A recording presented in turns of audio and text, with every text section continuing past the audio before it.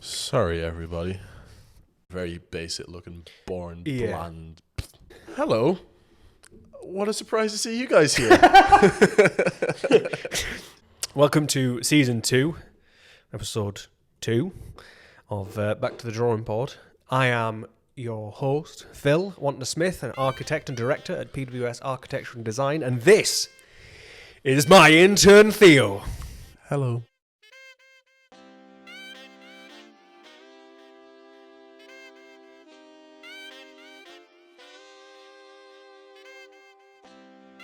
Do you want to introduce it? Yeah, okay, that sounds good, Phil.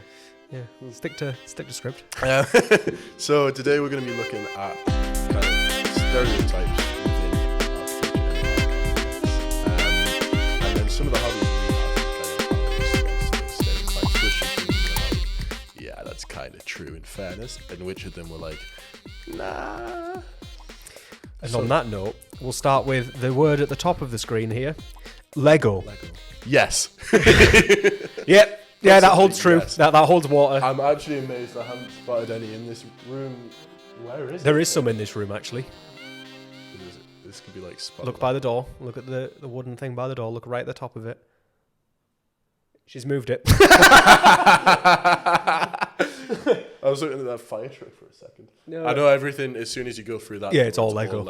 Yeah. What was it you said about like every CV you've ever read, every personal statement you've ever seen? So yeah, every CV I get without fail sent to PWS, and even places where I worked before have always said, "Oh, from a young age, I've loved playing with Lego." Yeah. I think it's one of those things where it's that creative, but it's building, and it's that kind of sweet combination of things that make the thing that you want building to be. And design. And I suppose there's different ways of looking at it though, because there's a lot of people that use, because you can buy the, what's it called, the Lego Studio set, which is the all white one. Yeah, the Lego Serious Play Starter Kit. No, that can't be it. Architecture Studio. There you go. Retired set, brand new in like unopened box for 300 squiderinos. Yeah, I might buy you that for the office. You might buy me that for the office. I was talking to myself. I talk to myself in the third person a lot, apparently. So there was that set. I don't know anyone who's actually ever bought that, but I do know a lot of people collected either the architecture Lego series. Did anyone collect it, or did people get given it? Both. Fair. Yeah. That's useful. I've got the Eiffel Tower, not the big old. Have you seen the big old Rooney? No, mate. Google now Lego Eiffel Tower. We do love Lego. Yeah, this is the thing. This is now going to be an entire episode. Holy hell! Yeah, it's like 550 quid. I see. You went for the height. I went for the money. It's I think 10,000 pieces. It's mad. Is that because Hannah's got the? I know someone who works. Pieces 10,001. Oh shit! For ages 18 it's plus. A palindrome. I know someone who works at Lego and they can get it for me for half price, and I'm like resisting the urge to just send them 250 quid. It's not hard to resist considering I don't have 250 quid. There's a limit on the Lego store to how many you can buy at once. Probably you can buy only 2. We restrict the purchase limit available to single household to ensure fairness for all of our fans. If you've already reached this limit through previous orders, your entire order will be cancelled. Ooh. No, I know they've done that with a few really popular sets before. Yeah, which is fair. I remember when we went to buy Hannah's the Millennium Falcon one she's got that's like however many thousand pieces. Well, the big old Rooney. The huge one. Right. There you go. Millennium Falcon, 735 quid. Whoa. It's gone up as well. I got it for 300 because I was a genius, but it started off at about. Oh, that's only got 7,500 pieces. Yeah, it was the biggest set ever for like the first time in 10 years. And then in the space of about 2 years, they outdid it about 7 times. Yeah, well, I think they just went on a spree of making big sets. Oh, there's a massive. Yeah. So I think what we're proving here is that we really fit the stereotype. But there was a massive theme on just to kind of finish that point off. There was a massive thing on Reddit where people were speed building that Millennium Falcon. Oh, only 24 hours? Yeah, it was like, how fast can they... I think someone did it in like 19 and a bit hours or something stupid. I timed myself just doing it leisurely, but like every time I sat down, it wasn't like I didn't have a time, but I was looking at the clock and it took me about 24 hours to do in total. Crikey. Yeah.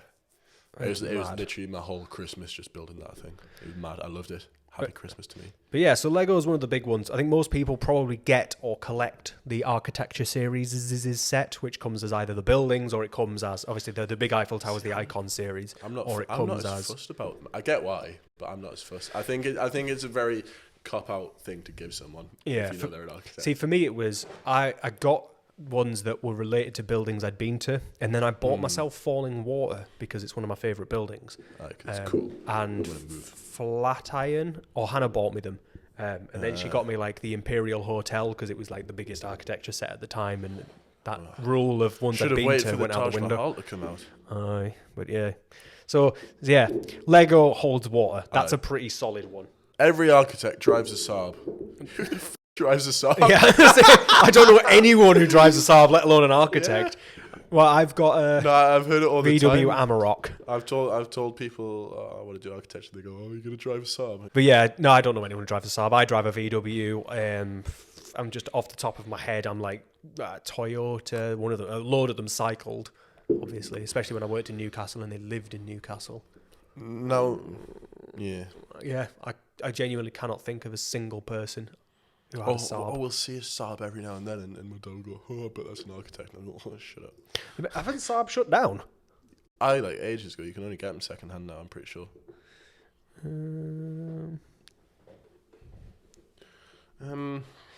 Saab, it's a human right to feel safe. No, I open Saab's website, saab.com. Go on. Oh. There you go. I'd like to drive that. Yeah. Anyone wondering? That's a fighter jet on our screen.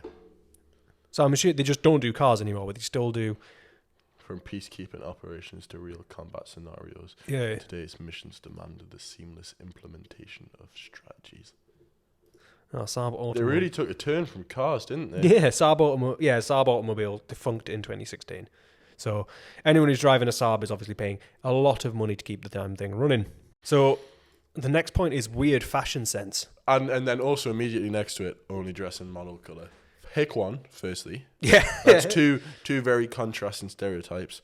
I will say, as I sit here in my completely out of the box, slightly mad clothes, I'll agree with that. But I think we were having a bit of a chat about this earlier, and we were saying like it kind of depends. Some people do, some people don't. I think some people kind of go a bit mad for it, and then you were saying some of them like tame down a bit.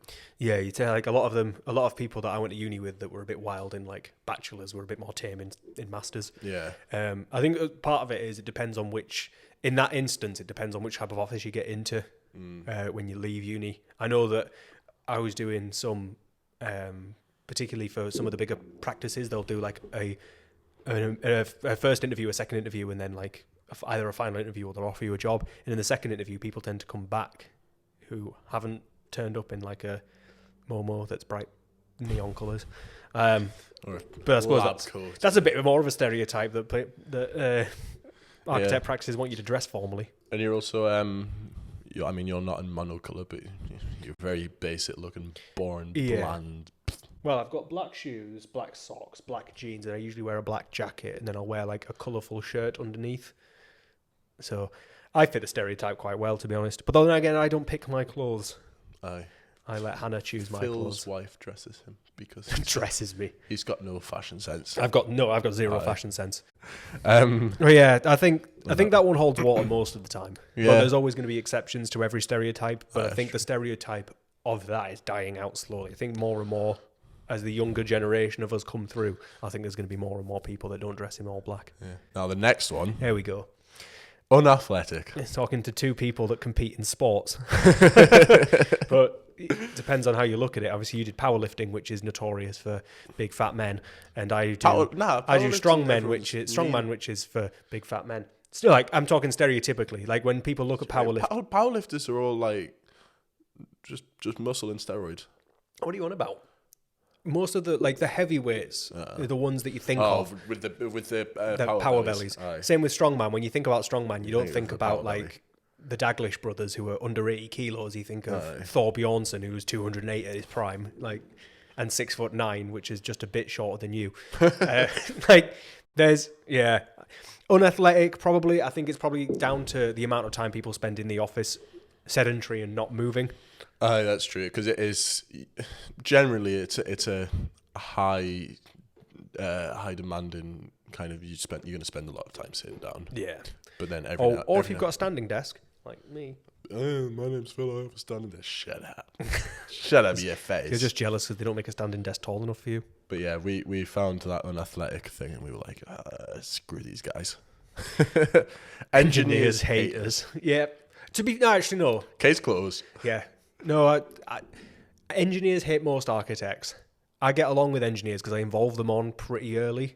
Part of our kind of thing within PWS is involving consultants and working with them, not against them, rather than doing these wacky designs and then going, make this work. We kind of start on that foot of, we've kind of got this concept, here's where we think there's going to be columns and posts and everything, and kind of reverse engineer it from the start and speak to them about it. So yes and no. I know there's more and more, especially with like the emergence of technologists opening their own practices. They're a bit better at it, which is where I learned to do that. This next one is totally up your alley.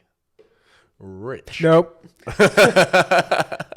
No. Did you not say you're absolutely rolling it, Phil? You run your own firm. Yeah. Oh yeah. Run my own firm. Call my own shots. Don't sleep at all. Yeah. Yeah. It's not. The problem is it's not cheap to run an architect's practice. Once upon a time, you used to be able to buy software. So I've got. Just have it and keep it. I've got Photoshop CS5 that I bought while I was in college. And you bought it once, you installed it on the computer, and that was it.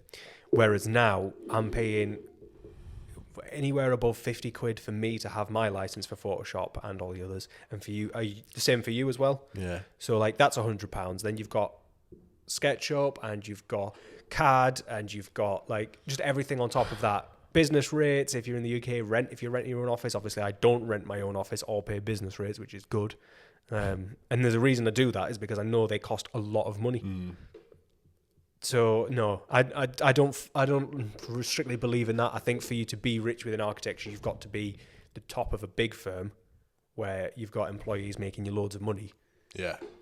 And so, I mean, the places I've worked before where I've earned 5 figures for someone else and been paid less than $2,000 a month, you can kind of see where some of those do, and the star architects probably make loads.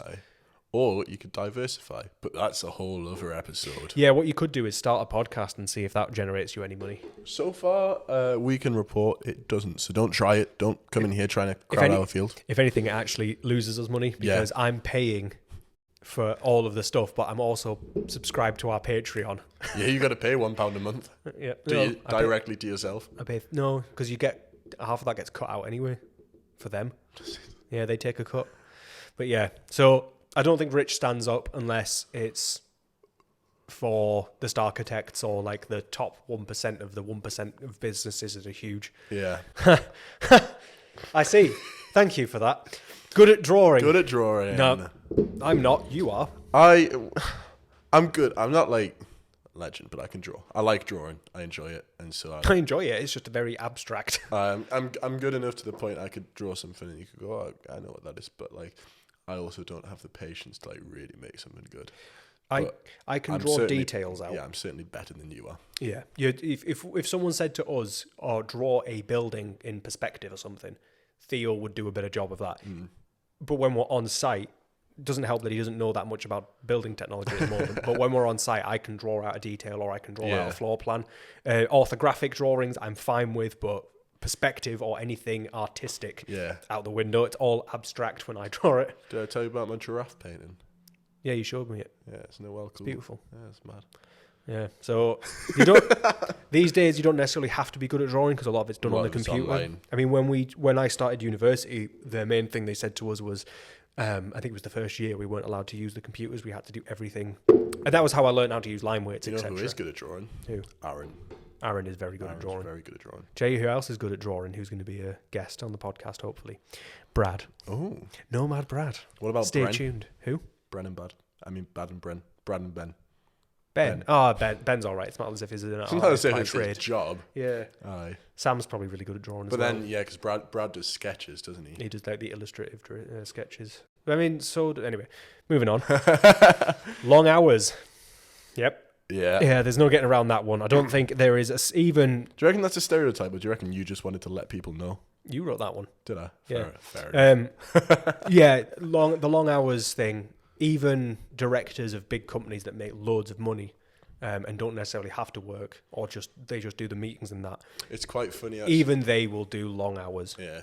When I speak to some of my friends who so there's some people I talk about who I don't really live with, or I'm not like in there in a circle within their group, and I'll go, oh, I do architecture, and they go, oh yeah, I had a flatmate last year who did architecture, or I know someone who does architecture. Yeah, what they're like. I don't know. I never see them. Yeah. Live in the studio. They never leave their room. Oh, right. They don't just live in the studio. Yeah, a bit of that, bit of never leave your room. But either way, you don't get to see them because they're working all the time. Yeah. And that was it. Towards the end, it was like there'd be messages in our group chat going, guys, when do you think Theo's going to come out of hibernation? We just lived in the studio. It was awful. It's awful now, but at least I get to do it from the comfort of my own home.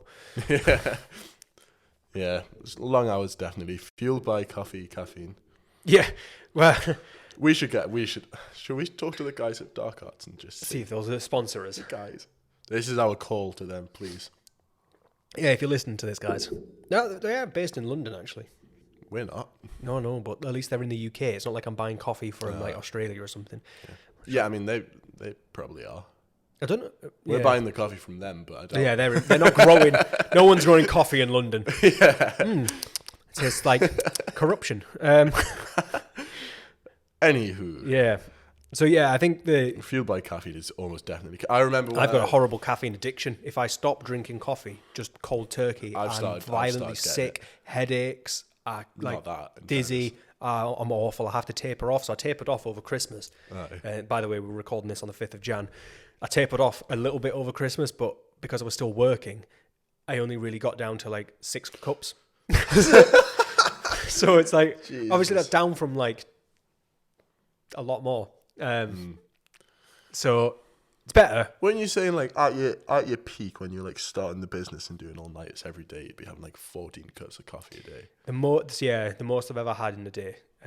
I don't know if it's the most I've ever had in a day, but the most I could think of when I actually sat down and went, I really need to fix this, was 16. Jeez. And that was before Christmas last year. It was Christmas 2021. It was awful. Drug addiction, kids. Yeah. Not good. Because caffeine's a drug. Aye. It's it's any substance that alters your. There's some people in my course who haven't got totally caffeine obsessed yet, but I mean, I go into every morning lecture with my cup of coffee. There are people. I like coffee as a culture, which we'll probably say for an episode actually. I like coffee as a culture, and I like the kind of the techniques behind it and all that stuff. There were people worse than me at uni. Like there were people who would be. I'm trying to think of the best way to describe it, other than like, do you know when you hear about these stories of people who were overdosing on like paracetamol, painkillers to get through the day? There were people popping Pro Plus like Skittles. And still drinking Red Bulls and everything. And I don't know how they're still alive, if they are. But yeah, there's people worse than me. I know I sound like an extreme, but within this sector, within architecture, I'm probably still on the higher end, but nowhere near the top end. Yeah. I don't think. I hope not. So yeah, definitely fueled by caffeine. We need to get a sponsorship from someone. Yeah, anyone. I don't know. Can we? I'll have to talk to the ARB to see what I'm allowed to get away with under code of conduct. So the next point is use shoulder bags. Go get it. Get it. Okay, mine. Mine's, yeah. Well, I don't know. Yeah, mine is a shoulder bag. I wouldn't, but... See... As in like the satchels, yeah? I did have a back... I've actually, it's there. That's a nice backpack. That's a backpack, canvas and leather. I used that for when I went round Scandinavia for my dissertation. But... I now use it as a gym bag because it's just massive on the inside. It's deceptive. It's like Mary Poppins handbag. A gym bag though, a leather gym bag. That's fancy. Canvas and leather. But my other... That's very fancy looking for a gym bag. Yeah, it is true. My old gym bag broke though, so... if I've got it, I might as well use it, but... Mine's absolutely not a TARDIS. Mine's massive on the outside and on the inside. I've just got a huge bag. I'm just thinking to myself how many architects that I've worked with and that I know that they all have shoulder bags. All of them, without fail. I can't think of a single one, except for the ones who cycled in very frequently. They had the over the shoulders with the... Yeah. So a lot of them had that because they would cycle to work, so they needed it secured to the back. Live in an awesome house that they designed. Not yet, in fairness. It's getting there. It is designed. It is designed, and you do live in the house. I do live in the house. It's just I live in the house before the designs get implemented. Yeah. I'm just waiting for Hannah to come in and sign off the designs. Oh, something's happening. What's that material? I believe it to be the arsehole of Satan. It's like a weird canvasy type material. It's interesting. Awful. Do you reckon? I think it's awful. Because it's got an actual, like if you cleaned it up, there's actually a pattern to it. I think they could have committed to it. Yeah, you'd think they'd have just put it the length, wouldn't you? Aye. But yeah. Huh. That's weird. So, anyway, back on topic. Again, most architects I know have probably bought a house and renovated it rather than a new build, which is what I think that's probably... When someone says a house you've designed, I assume they mean a new build. To be honest, most of the things I've seen about an architect designing that house, it is usually renovation. Even that one, was it that library house which was on one of the Rebate Awards shortlists? And it was the architects designed it for themselves, and it was just that 2-bedroom one, which there weren't many pictures. Oh yeah, the one on the 2022. Yeah, that was a refurbishment that the architects had done for themselves, and the place I had a work experience before, they bought a church, renovated that into the office, and then connected the house to that. Yeah, it tends to be that most of them will renovate. I think but when it's not a renovation project, it ends up being one of those projects where you put all of the ideas that other clients haven't taken on. Yeah. So you end up with this kind of weird mishmash house of 1,000 ideas, and everything seems a bit overwhelming to me. But yeah, I think pretty much everyone I've ever worked with, either has renovated something up or extended or modified or whatever a house. I don't think anyone lives in like a quote-unquote stock house. Although I suppose in the UK there's a huge issue with copy and paste houses anyway. So yeah. The next one's nice. Socially maladjusted. Do you reckon you fit into society, Phil? Nope. Neither do I. No. I don't fit into architecture society either. I reckon I've got a big enough smile that I can just about get away with it. I don't know how to smile. That's all right. No, you stand behind me, I'll do the talking. Spot on. No, I'll do the talking. I'll just stand behind you. Like, I was about to say use you like a puppet, but then I realised what the implication of that sentence would have been. Well, you could have just not said anything. I could have punched a hole in the back of your head is more what I was going for. I think what we're proving rather than here, fisting you. This stereotype kind of works. Yeah. Oh no. Yeah, no. The other thing as well, whenever I go to like architects conventions and that, I stand out there too. Do you think you're socially maladjusted? I'll punch a hole in the back of your head. I think there's some bits where I won't cut it. I might just add like one long beep and then follow up with one of us going, yeah, let's cut that. Patreon for £1. Yeah, I've not beaten many. I mean, so far I'm fitting in because we all made the bad choice of choosing architecture, so we're all looking that. But yeah. I don't know. I'm like, it's funny because I've got my own problems. That's nothing to do with me taking architecture. It's funny because you find you'll fit in within your office, and then you leave your office and go to a convention, and there'll be like slightly different office cultures within all practices, and you'll be like stood next to someone from a different practice going, I don't feel this doesn't look right. But yeah, no, I always find like in normal society, I feel like I don't fit in, and then I feel like I don't fit in an architecture convention, and I just look a bit odd all the time, which is nice. It's a nice feeling. Phil has imposter syndrome. Yeah, he does. That is very true. Sustainability nerds. Yep. Yeah. Yeah. All of them? All of them. Even Lord Norman? Well. What are we allowed to say? I think within the UK there's a huge issue with this greenwashing thing, as it's been termed. Which making it look like it's where you design a building and then go, we'll put some trees on it. Yeah. And there we go, we're sorted. So I don't think that it's... but then I don't think the UK is probably the worst, one of the worst in Europe for our kind of approach to sustainability, and I think that probably runs down to a lot of these development copy and paste jobs where it is just copy and paste of concrete blocks and concrete bricks. And one of them winners we were looking at was the French Olympics. In fact, no, it wasn't. That's irrelevant. This video I was watching this morning before I came, or like last night before I went to bed or something like that, was about like projects coming up in 2023, and it was one of the projects is the French swimming stadium because they're doing the Olympics in 2024, I believe. And they've made it as small as possible, literally, to reduce the amount of materials they have to do. Yeah. They've gone for like it's all solar powered. I think the entire Olympic village they're doing is going to be entirely sustainably powered. Wow. Yeah, it's the only permanent structure. So the other ones are being designed for, they're not being designed for obsolescence, but they're being designed to be like removed. But this one, because they want it to stay, they're thinking how like few materials can we actually put into building it. Yeah. Which is quite interesting. Well, when I'm looking at obviously for this one, not relevant, but quite interesting. Yeah, no. But I think the further afield you go and other countries, it becomes a lot more sustainable, and you find like a lot. We're not great for it. No, we're awful. Not us for personally, but Well, as a country. Yeah, I mean the design I've got for this house is all lime and wood fibre and cork and green Everyone roofs loves a green and roof. solar power and batteries and air source heat pumps, because a ground source heat pump would probably financially cripple me. Yeah, we're pretty good at it. It's hard though because you've got to have the client for it.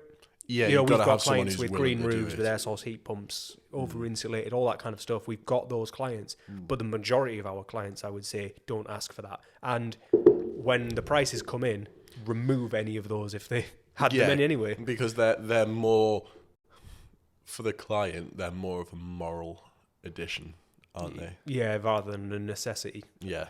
And I think when push comes to shove, especially when the cost of building is so high at the minute, They'd rather not. yeah, Even if we rather they would, at the end of the day, we're doing our designs with their money. yeah, So it's well, like, that's it. And if someone gives us a budget and we work to that budget, then that's fine. But if their budget and they say, well, we desperately want the air source heat pump, and I go, well, here's the budget for the build. Your air source heat pump's going to be this much extra. yeah, like $5-6 grand extra. So for sustainability news, basically we just had a really big conversation that's now been cut about sustainability. So basically, I think we can say, Yeah, that can't. No, we've fallen into that. myth confirmed. Yeah, can't draw people. That's very That's true. so true. That is the That most is true thing on this true. list, other than the Lego, I would imagine. Yeah, Because my tutor he just got some tracing paper of one of my recent projects. He was like, "So what would the person fit in here about this height?" And just drew a triangle with a circle on top. Yep. Yeah. the one I see most commonly. An oval with a circle is very common. I like to do that. Yeah, that's the one. The one that almost everyone I ever met was always kind of an oval with an oval. I do.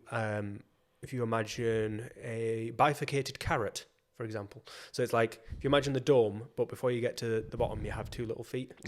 So that's what I do with a little circle on top. Oh, like a little Tasmanian devil almost. No, nothing like that. Well, Tasmanian devil is a triangle boy. Close, but yeah, no. I'll show you what I mean. We need a drawing board. We should get back to it.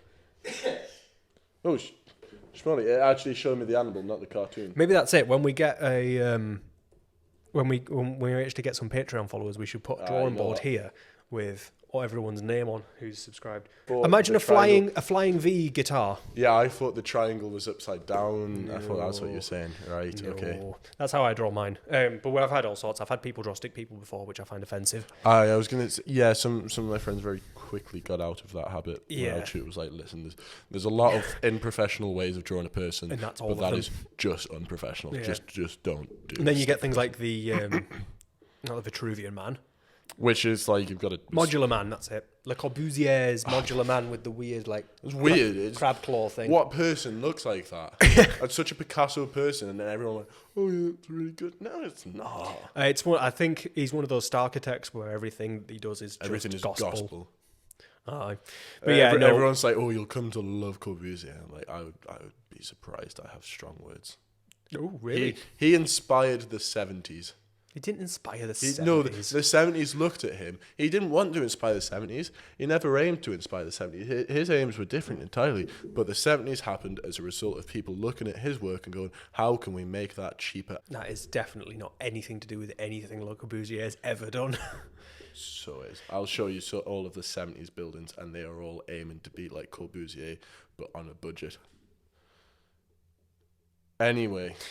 So the next point... That's a whole other episode. Why does Theo hate Corbusier?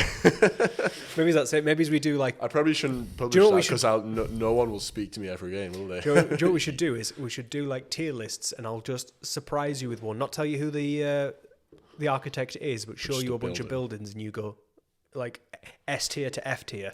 Just see what I think. And then at the end of it, when they're all S, I can go, that was Le Corbusier. Nah, to be fair, I think some of his stuff's incredible. I think some of it's...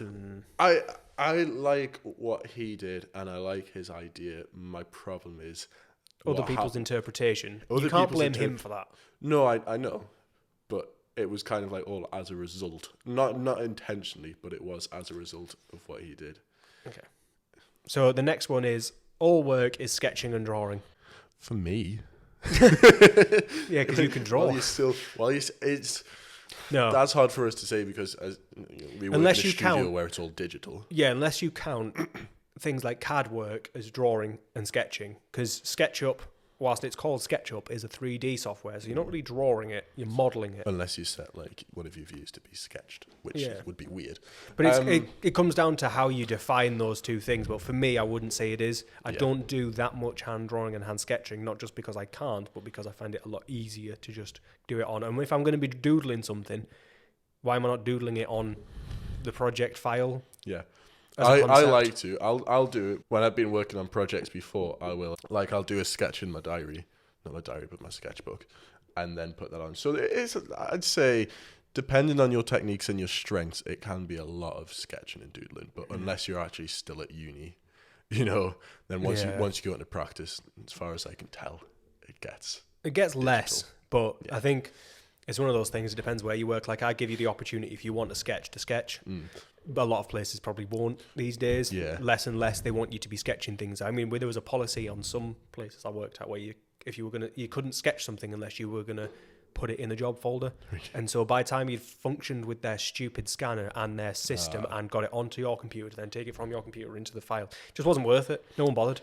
To say all work is sketching and drawing, I would probably say, obviously, That's categorically wrong. untrue. Yeah. Because Some. for any practice to do that in this day and age would be just stupid. Yeah, it wouldn't work. It would be if your name was Frank Gehry and you could just do the weird charcoal scribbles and hand it off. Make this! Yeah. But no, 99.9999%. I have invented a new shape, make it stand up.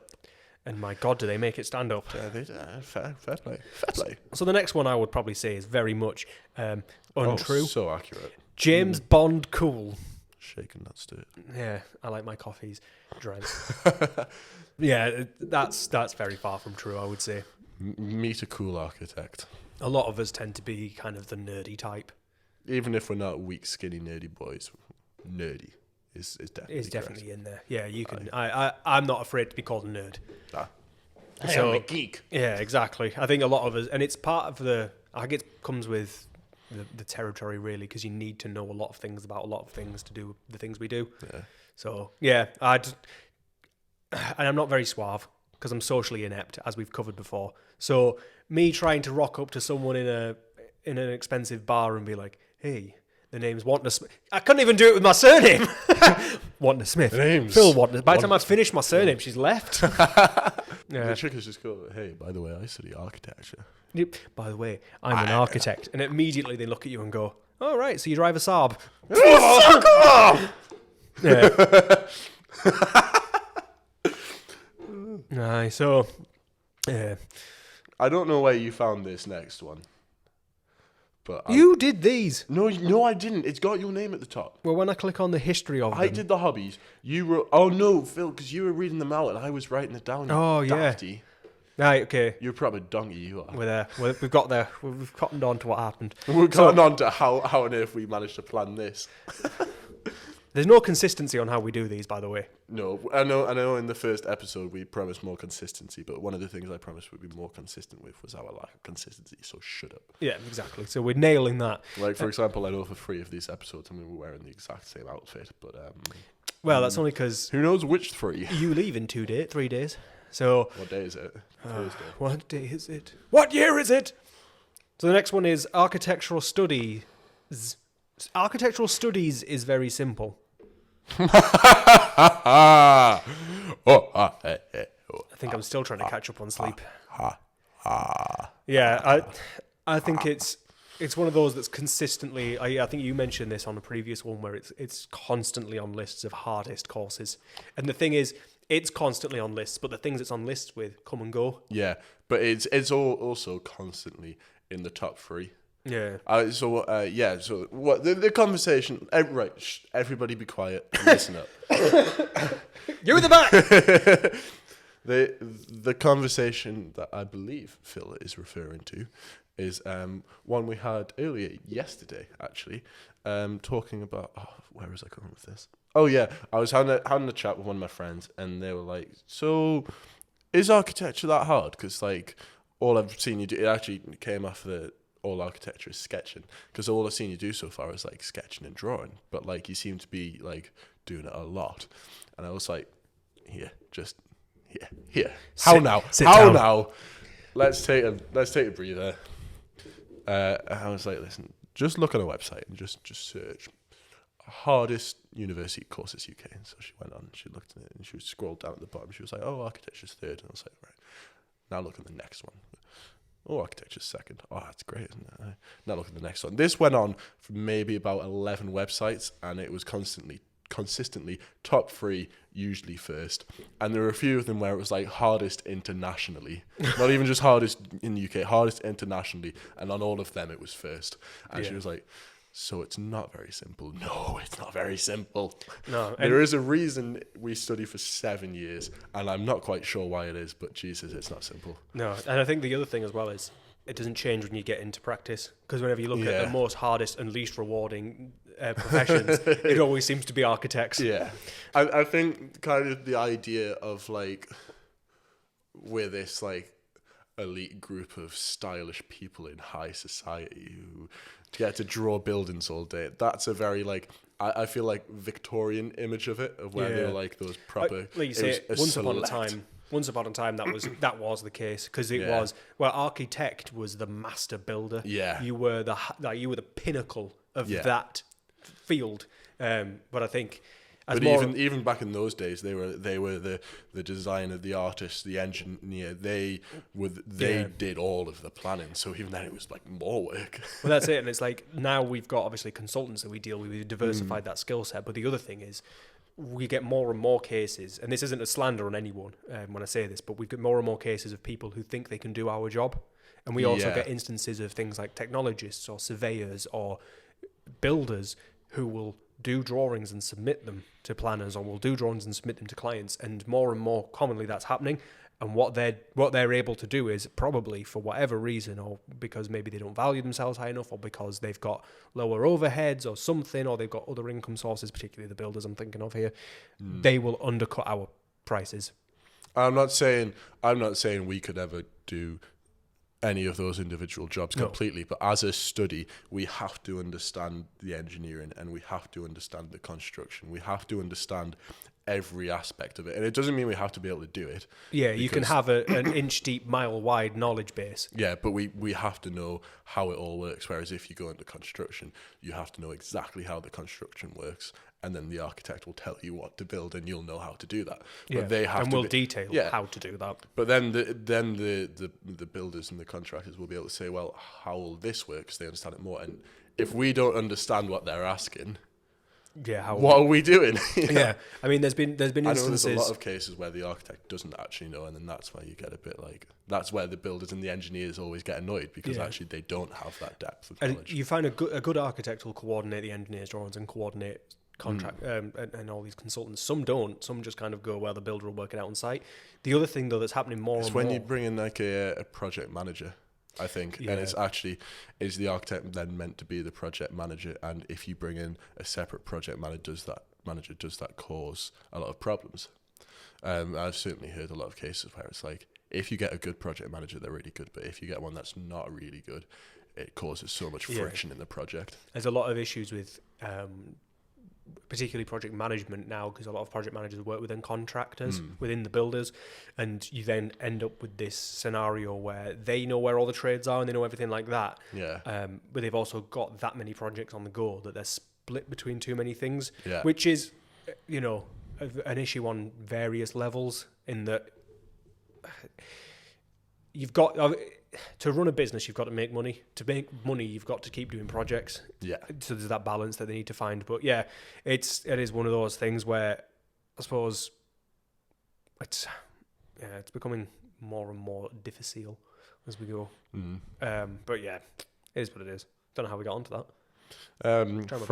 Through how complicated it is. True. The point is you've got to know so much about every field that you can actually communicate between them, and at the same time design a house. And then so the next one, where did that come from? Architecture I've got it. studies. No, I've got it. Simple. This is from mymove.com. I don't know why I'm calling them out on this, but their first point is that architecture is for men. On there, they've got an article on it. We don't like that here. No. We do have a problem with that. Certainly within the industry, we know it's very male dominated. Within PWS, it's very male dominated as well. Yeah. Well. And that is a recycled joke. Yep. I mean, to be fair to myself. No, I know. This business within the office, and the two of us, we're very male dominated. Yeah, I mean, when I put out the call for jobs out in 2021, when I put out the call for jobs, and we got, I think it was 35 applications we got, and we had 3 women in the 35, so that's about 11%. So even before you get to 9%. It's 1/11. It's about 9%. So even before you get to employing different genders, you see that thinness of who's actually applying. Yeah, which is shocking. I personally don't understand it, because certainly this is going to sound weird, but from a sexist point of view, it's like as a sexist, it's a very arts and designy thing, which kind of generally I know is assumed to be like a female trait in that like art. So I never kind of understood how when you first mentioned it, I was like, male interior designer.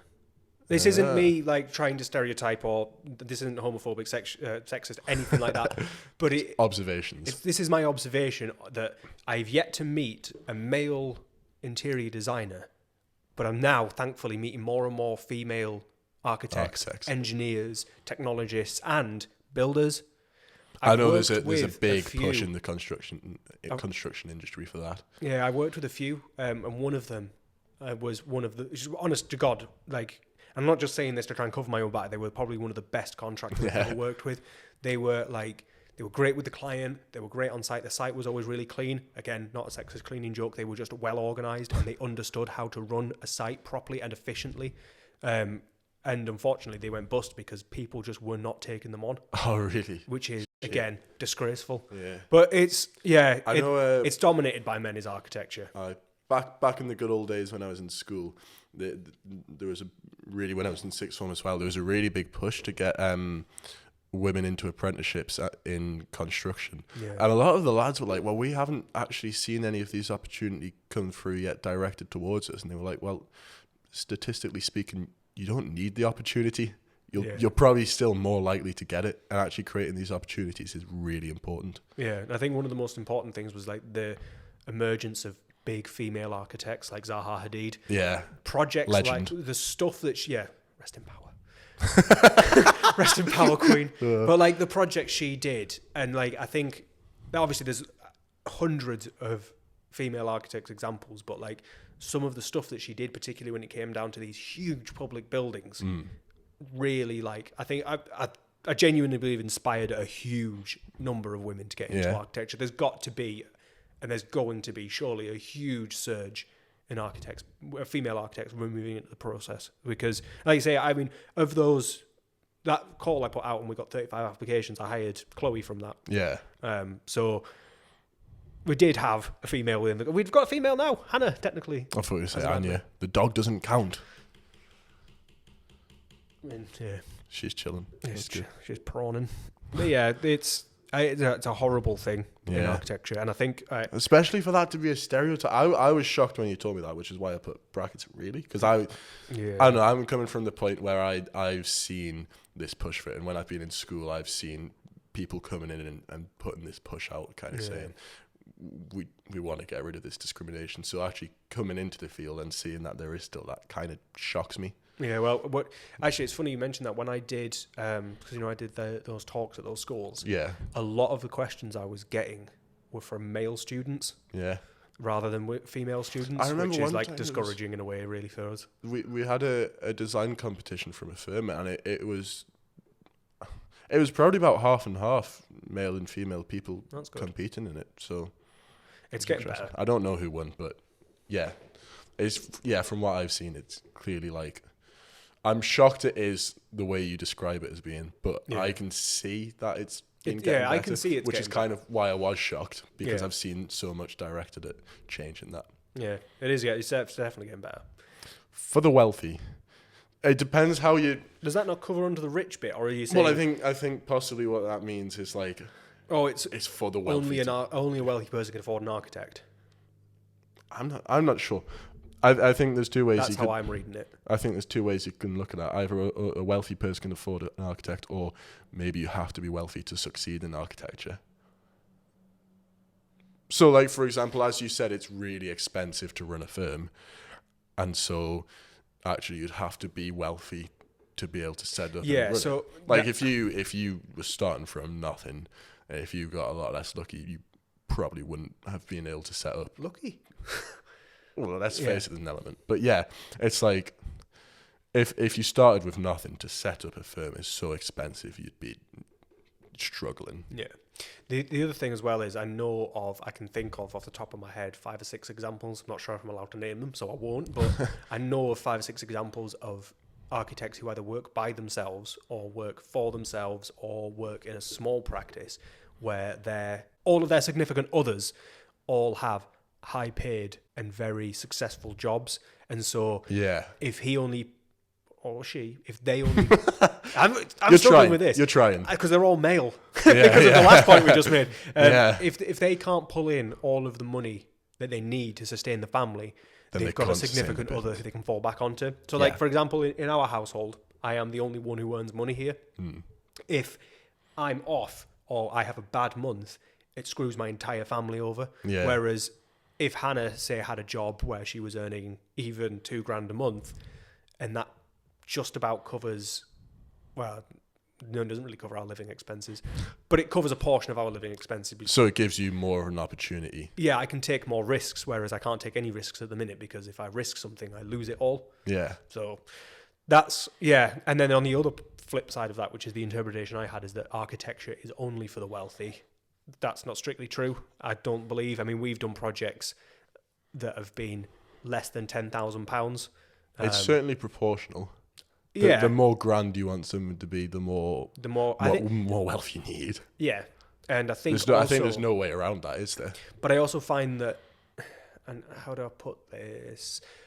A lot of the wealthy clients that we've had, and a lot of the wealthy areas where I've been to do the initial consultations, a lot of them say we've had other architects or we've researched architects, whereas some of the other less affluent areas tend to say, well, we've had a technologist or we've had a surveyor, or because I think for a lot of those types of client, they're looking for something a lot more straightforward that type of designer can offer.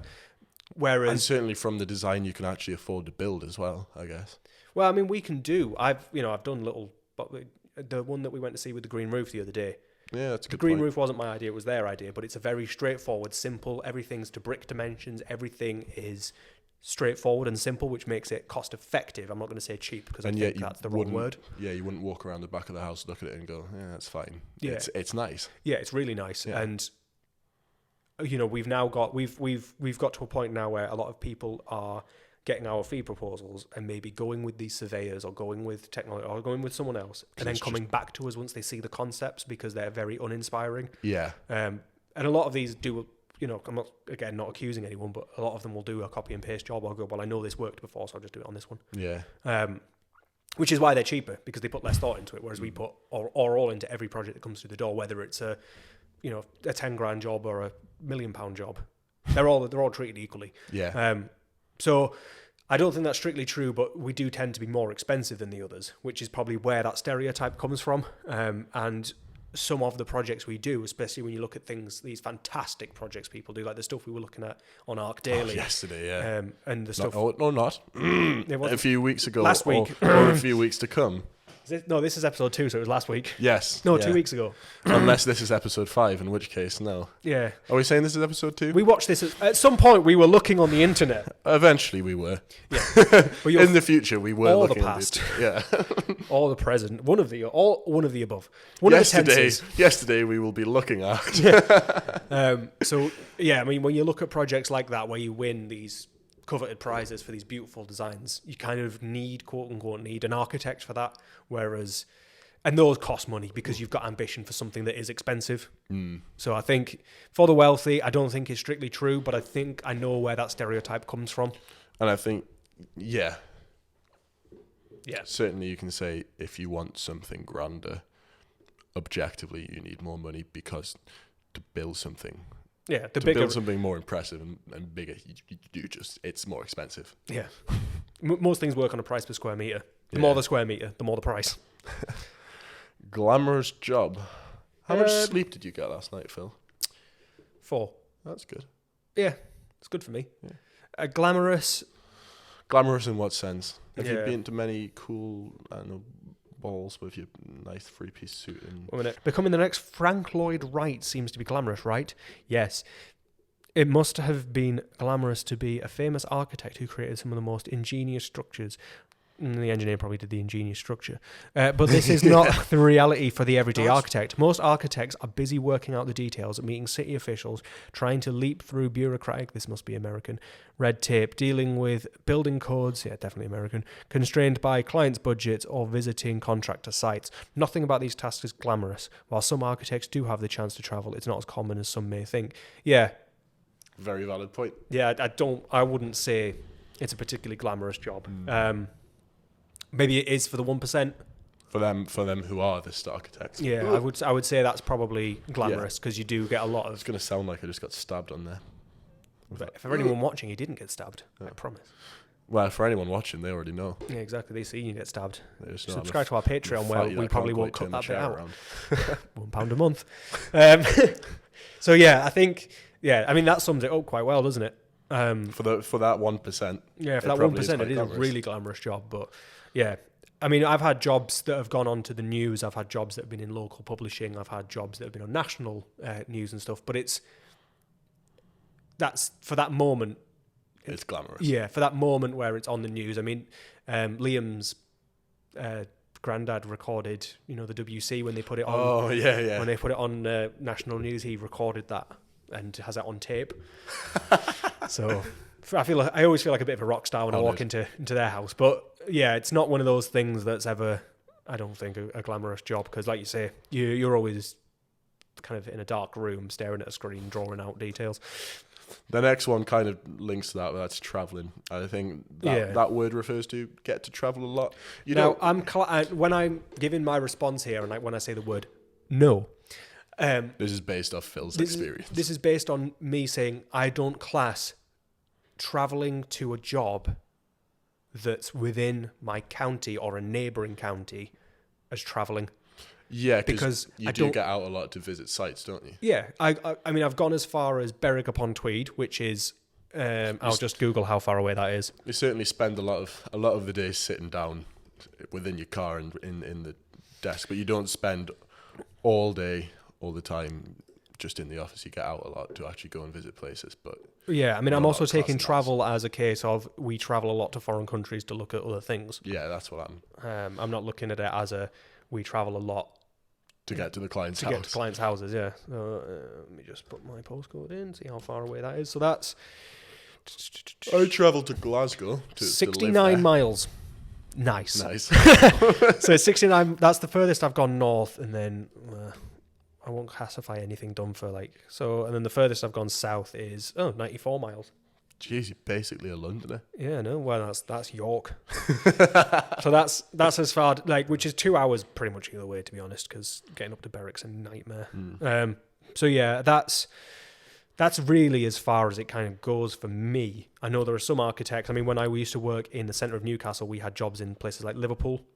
So that's obviously much further. And I still don't class that as travel. For the Iceland Pavilion, yes. Would you have had to go there? Technically, technically I did go there. You did go, but not for that purpose. No, so I was. Would you have made a trip there for the purpose of? No. So Some doing, may have. I mean, so my point there being, even doing a foreign concept or a concept in a foreign country, you might not necessarily have to go to that place because you still get your site survey and all that, so you can still do it from the comfort of your home. They gave us the site survey for that. I mean, for particularly complex jobs, like the one that we did in Jesmond, which had the big slopey back garden and there was a lot of intricacies with the extensions that had been on previously, we had the client had someone give them a survey for that. For foreign ones, I would always insist on a site visit anyway. For any job, that competition job, which was the Iceland Pavilion, I wouldn't have, because I'm not going to pay that much money to go to maybe get paid for something. Yeah, to maybe get paid for a project that I was doing just for kind of a laugh, really. Yeah. Which reminds me, part of my scheme this year is to do more competitions, or a competition, actually commit and do one. But yeah, so if they refer to travel as in going on holiday and traveling abroad to go see other cities, not so much. Not so much. Mostly it's because you don't have time, you don't have money. If in my instance, you don't have time, you don't have money because time's the big factor for me. Yeah, because you're an individual running my own business. Yeah. If you go on holiday, you're not earning money. Yeah, when we had keep it running. Yeah, when we had 4 or 5 of us, but I would have to take a laptop to review people's work before they sent them out to clients anyway. So even the holiday wouldn't have been much of a holiday. No, I mean, when we went to Iceland for the wedding and for the honeymoon, that was like months and months and months and months and years of saving and like planning it all out meticulously so that we could get the best value for money and making sure that I had all of the time in the world. Like that, the few months running up to it was brutal for me. Luckily, we had staff that were kind of keeping up with that, which was nice. Who could take up a bit of the slack, and all I had to do really was sign off their work, which was nice. But yeah, so I don't think it necessarily applies again unless you are the employee and you're getting well paid, or you've got a significant other that's getting well paid. I don't imagine there's a lot of traveling gets done, but I imagine if you're anything like me, when traveling does get done, it gets done. Like when we were in Iceland, it was like we're sightseeing. It's all planned. You're gonna do all of Iceland. When we went to Wales 2 years ago, we were sightseeing, we were traveling, we were seeing everything. Yeah, it's not like it's almost like it's very rare that I want to do. In fact, I never want to do a holiday that's just a beach holiday. Yeah, but then maybe that's personal as well. So. When I do get a chance, I like the idea of a beach holiday. I like the idea of going around doing the sightseeing, and I also like the idea of thinking, this is a holiday. Yeah. I want to relax a bit. But then you're just mad. I'm just wrong. Yeah. But with that said, I know a lot of like American architects, for example, they'll do a lot of traveling because they might do ones in other states. Yeah. Particularly the bigger ones. I know. Well, in America, if you want to go to the next village over, you got to drive for 4 hours. Yeah. I mean, Bob Balson of Life of an Architect podcast, he talks a lot about how he'll fly out to places and he'll visit, but he works for a big architect's practice. Not for big architects. What? For big architects or for a big architect's practice? He works for a big architect's practice. Not for big architects. Not for BIG. He works for a big... See, that's the problem with taking such a cool name. Yeah, makes it really complicated. Yeah. Change it. Damn it, Bjorn. Change it now. So I know he does a lot of traveling for stuff like that, and I think it's probably one of those things though. If you became a starchitect, you would probably then be traveling to these places, staying overnight, sightseeing and everything before you get to the actual work of it. Yeah, because you've probably got the money to back that and the time to back that and the staff and the employees to keep running the business while you're away. Exactly. Right.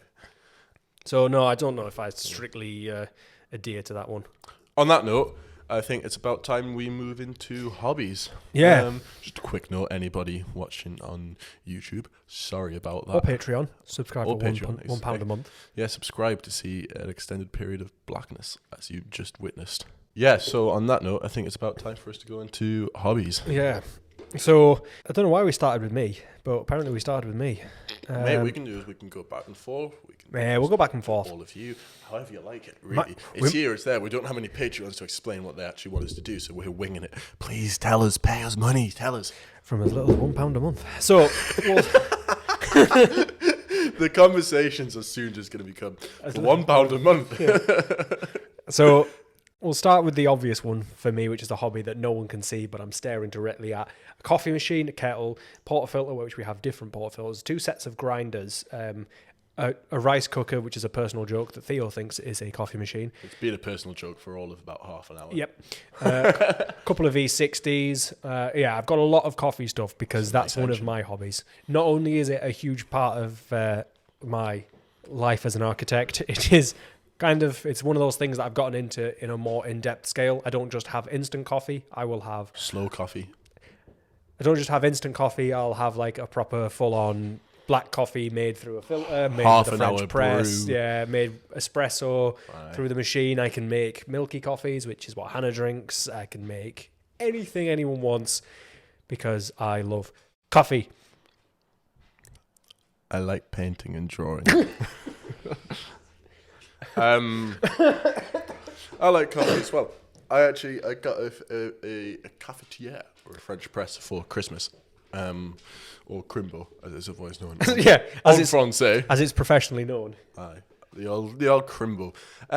No, what was I saying? Yeah, I like it. You got me into nice coffee as well. You made me a pretentious about coffee. I have zero apologies, and more importantly, zero to give. I also have zero money to give for the coffee an hour. That's a very good point. Through my first semester of uni, I was having Insta coffee, and I was like, it'll do. And then one of my flatmates actually made like a nice coffee now, and then I was like, oh, I missed this. Mm-hmm. And then when I got back here for Christmas, I was having the coffee we're having our house, which is quite nice, and then the stuff you make, which is quite pretentious.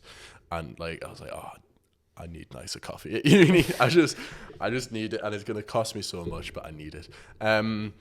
So yeah, I'm on board with you there. Although I'm not as into it as you are. I'm not as hipster about my coffee as you are. But no, few are. I think I'm well over the top. I can appreciate a nice one. And I put milk in it if I need to mask the taste of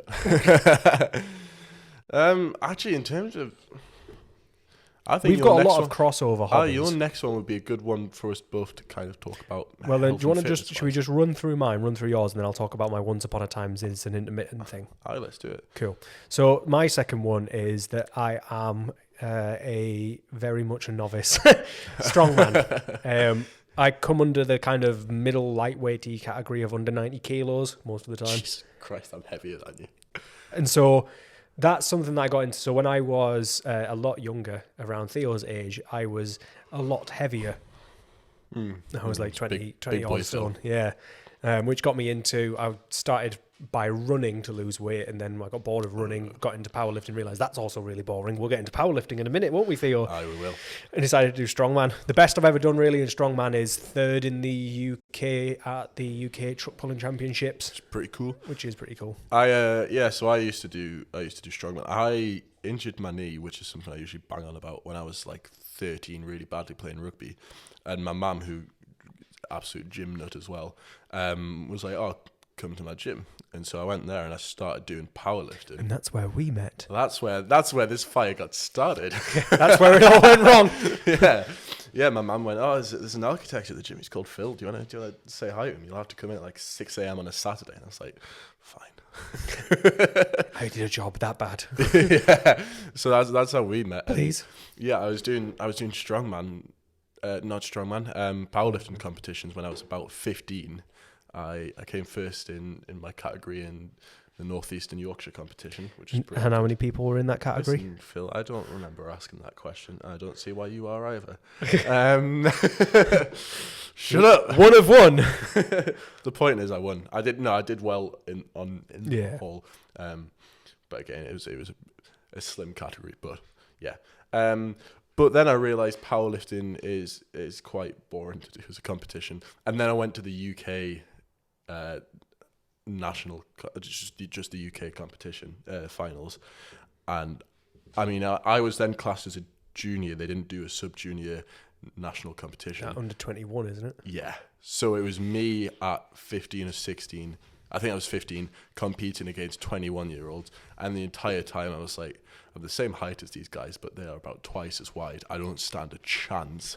And it was 10 hours of me sitting there going, why am I here? And then gorging on about 10,000 calories and going, that's why I'm here. Yeah. But like... That's the one good thing about powerlifting and strongman. Yeah, you get to eat a lot.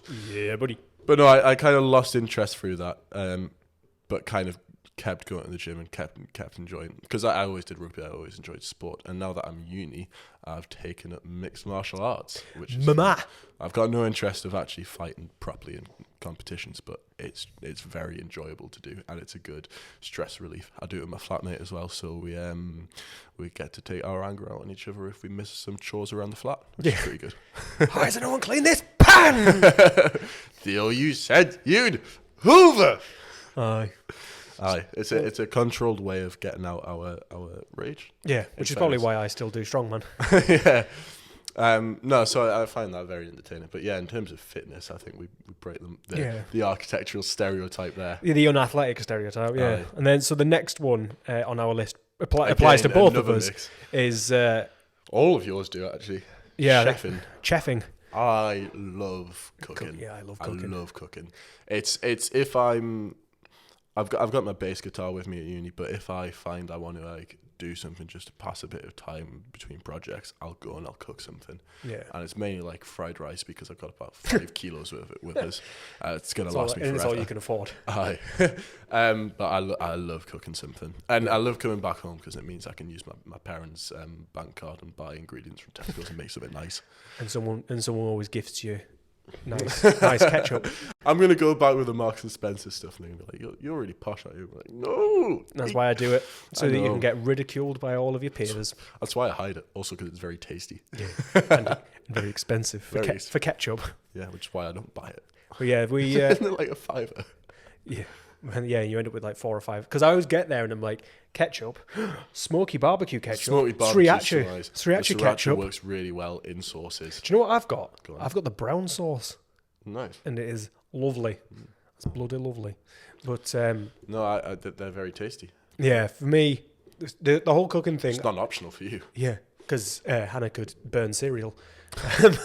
No, she can cook what she can cook. But normally the rule is if Hannah says I'm cooking... Limited specialities. Yeah, but when Hannah says I'm cooking, that usually means it's a takeaway. Right. But no, I'm the cook here. But before I met Hannah, obviously I lived by myself or with flatmates, and I always cooked for everyone, and everyone was always quite nice about it. Whether or not they meant it or not, it doesn't matter. I hope they meant it. They always came back for more. And then before that, when I lived with my parents, we actually had like a... They built their own... We actually had our chef. Yeah, we had the butler. No, when I've lived with my parents, I'll have to explain this to you another time in detail, but essentially they had their house and when we had our house above theirs, they had a dormer bungalow and we basically took the first floor, but it was designed as an apartment. And I lived with one of my mates and I cooked all the time there because he once decided to make noodles. You took dry noodles, got a wok, filled the wok with oil, I don't like where this is going. And set the fire alarms off. Yeah. Because it was just dry noodles. Just dry, smoky noodles. Yeah, I always wondered if you could cook them in oil, but I always thought that's a terrible idea. If you deep fry them, they'll expand into like this weird white puby mess of crispy deliciousness. I know I didn't sell it to you by saying puby mess. But yeah, that's really nice. It sounds very Scottish in fairness. I might ask some of my pals. It's weird. Puby. Aye. Mess. Saying it in a French accent is... I try my best to do Scottish. Nice puby mess. Is that your Scottish accent? I was trying my best. From Glasgow. So you can do that, but when you just basically chuck them into smoking hot and they just burn. Aye. But yeah, so I did a lot of the cooking there, but I was also, as I've mentioned before, previously quite a large man. Big boy. And there was only so much food that my parents were going to cook in one go, so I had to fill in the meals between meals with more meals that I cooked myself. Pack of Doritos. Yeah. I'm nearly finished now, that's fine. Good boy. I got to 99 kilos, so I need to eat 1 kilo of Doritos today. I've got a crispy aromatic duck in the fridge. I need to be 1% Dorito. So that is my life goal. 1% Dorito. I'm going to be achieving it very young. I'm going to peak. I'm just shaped like Dorito. I'm going to peak right before I turn 20. Aye. And then adulthood's going to hit me and life's going to go down the drain. I can tell you that's going to happen. Premonition. Anyway, all on happy notes here today. Yeah. Woo. Yeah. So yeah, chefing is probably... Chef and coffee, strong man.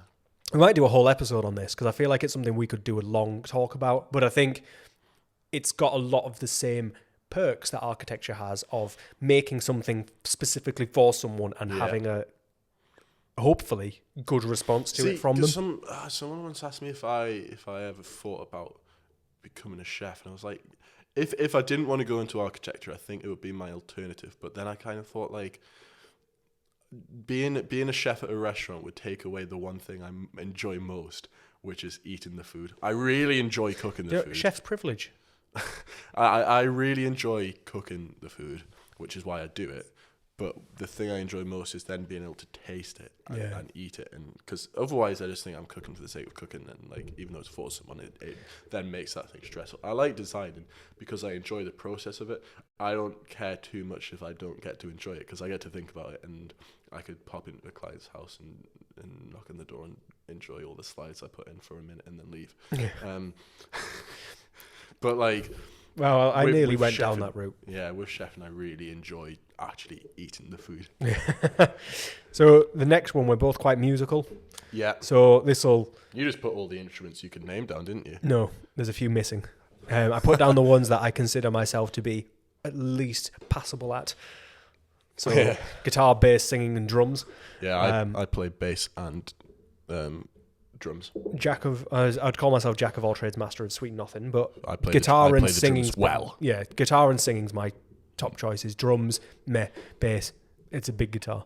It's a big guitar. If I had a short scale bass, I'd be amazing because I could play it like a guitar. Are you okay? I think I've got a knot in my back, mate. Well, apparently architects give good back massages. Oh, get around here. Was that on the... Wait. Was that not on the Valentine's Day episode? No, that was on the Valentine's one. Oh, Phil, that never happened. You're crossing your episodes, man. Oh, man. God damn. I've broken the multiverse. Nothing. So, yeah, we're both quite musical. And again, I suppose it's more of a creative outlet. Breaking the fourth wall in a podcast, mate. Yes, we can. Oh, yeah. £1 a month. You'll find out all about good back massages next week. Or 2 weeks ago. Or in 2 weeks. At some point... What episode is this? I've got no clue. 2? It's either 2 or 5. We're going to commit to this either being episode 2 or 5. Right. I'm 2, you're 5. I think on we just... on 3. Okay. 1, 2, 3. 1, 2, 3. Oh, bastard. It's going to be episode 2. I don't want it to be episode 5. Can we just stick with 2 or 5? Yeah, it's 2 or 5. Yeah. So, yeah. The whole musical thing is obviously just a creative outlet. If you're going to be creative in one way, you're probably going to be creative in multiple ways. Yeah. Speaking of which, I enjoy painting and drawing. I've got a lot of watercolors in my room. That doesn't mean I'm good at it. It means I enjoy trying to be good at it. Yeah. Realizing it takes longer than half an hour to do a nice painting, sticking it up on my wall and looking at it forever going, that's kind of... My ego couldn't handle that these days. I think when I was younger, I liked to experiment with stuff. Yeah. But now I'm like, not stuck in my ways, but I think to myself, like, I'm not going to bother trying because I don't want to waste my time on it. Because I don't have any time because I'm an architect. I really like sketching though, and I'm actually decent at sketches. Yeah. So I like doing little sketches.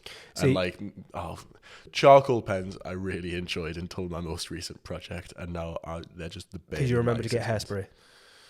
No. So draw things in charcoal, spray it with hairspray so that it's protected. Otherwise, you just smudge it everywhere. Wisdom from Phil. Yeah. My That's equivalent of that would have been when I used to paint Warhammer. So of course, I can't paint a room. If you give me a roller and a paintbrush, nah.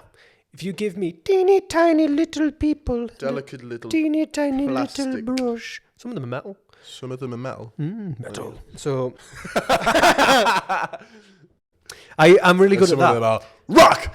Yeah, it's weirdly to the point where I used to buy sets from eBay where people had like either constructed them or pre-painted them or whatever, and then I would repaint them because you get them at such a cheap price because Warhammer's expensive, and then sell it online to make a little bit of money. I used to do that.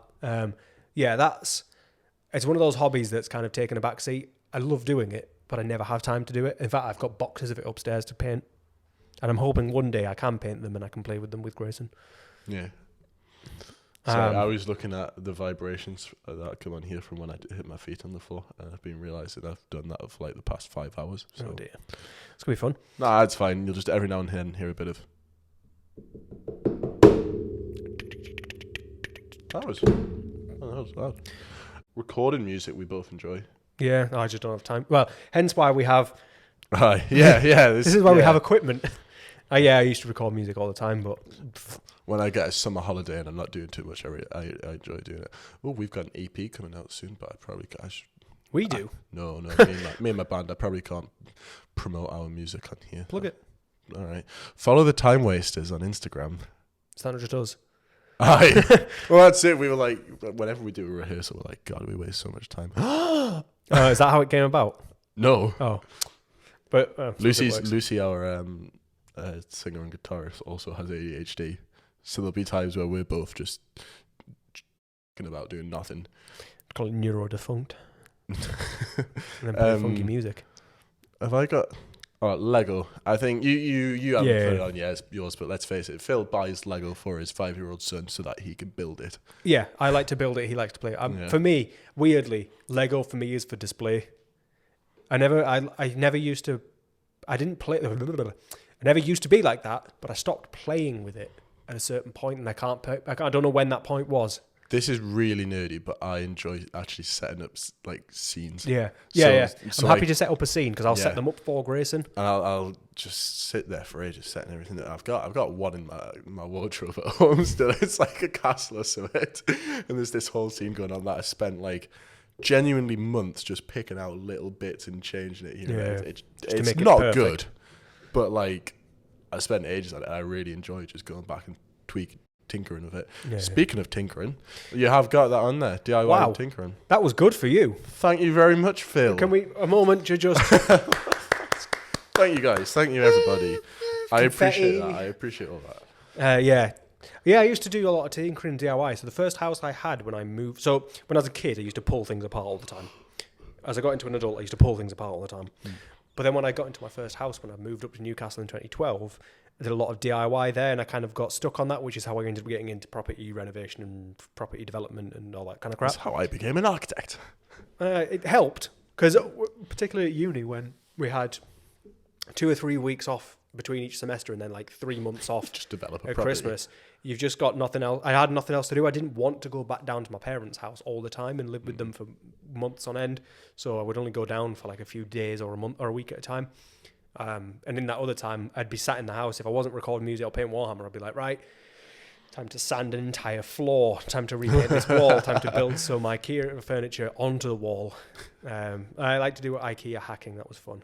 IKEA hacking? Yeah.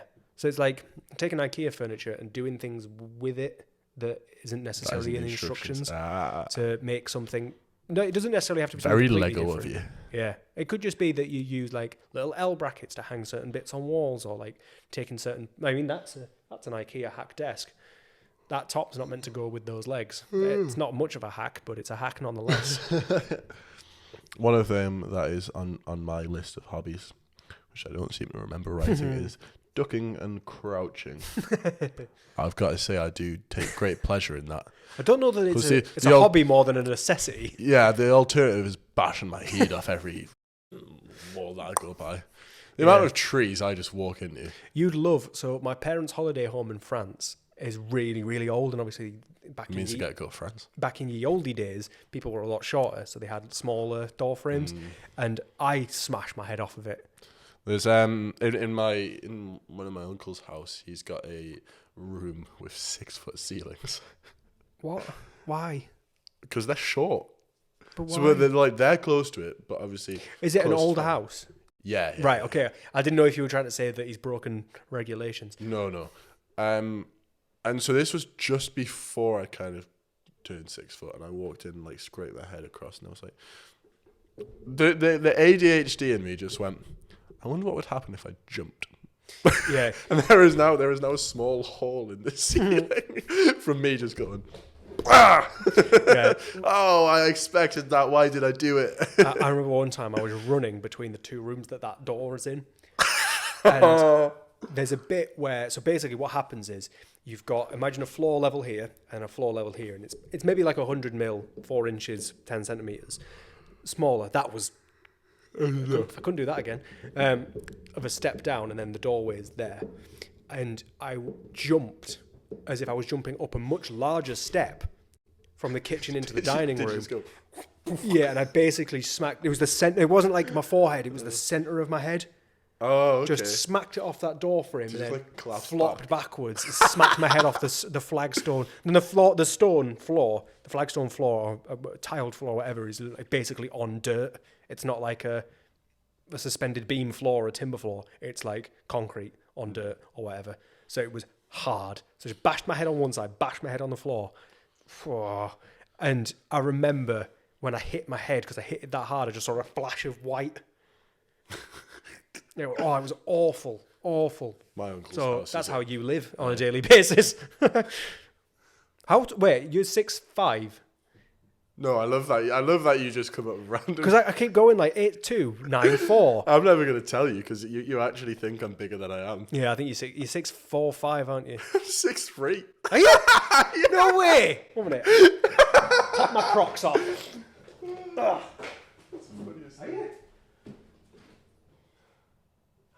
Don't believe it. So we think I might be 6'4". You've got to be like, because my brother's.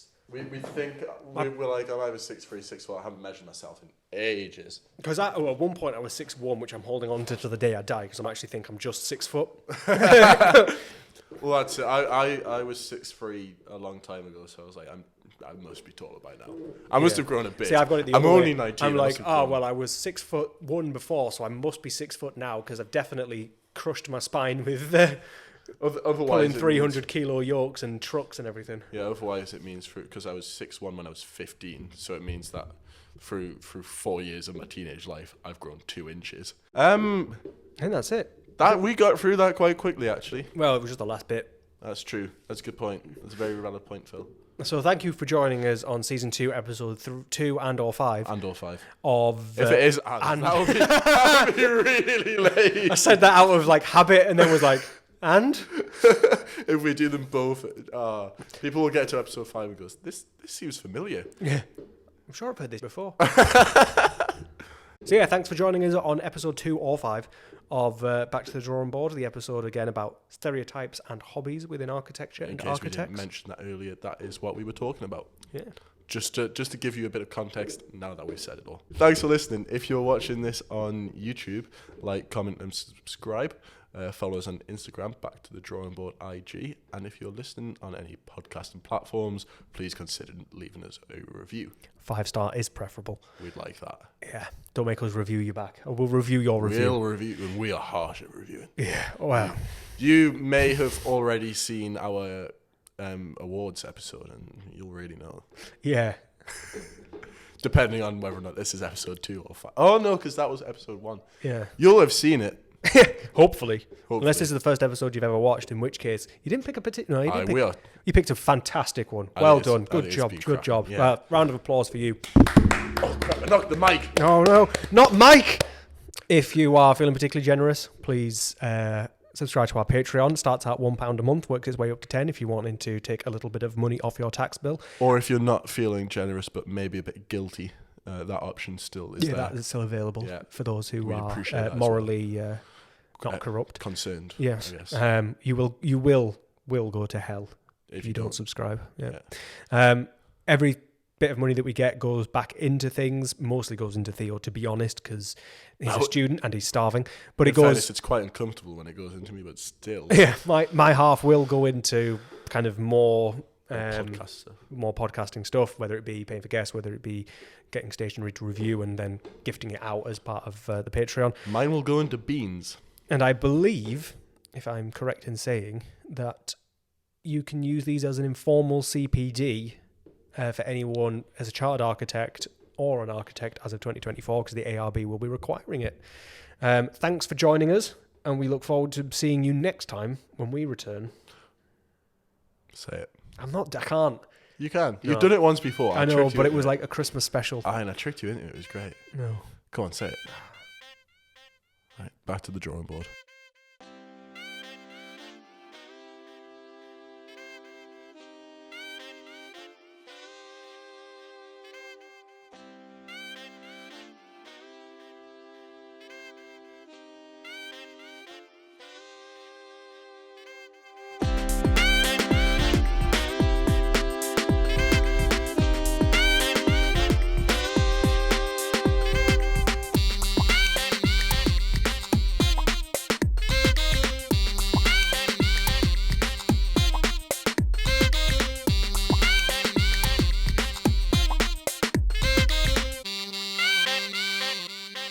Bye.